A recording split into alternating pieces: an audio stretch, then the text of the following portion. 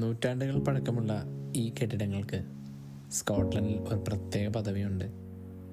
Listed കെട്ടിടങ്ങൾ എന്ന് ഇവയെ വിളിക്കപ്പെടുന്നു.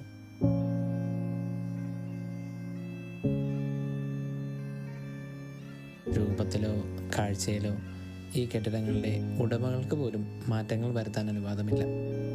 അറ്റകുറ്റപ്പണികൾ ചെയ്യാനാണെങ്കിലും കർശനമായ നിയമങ്ങൾ പാലിച്ചേ മതിയാകും.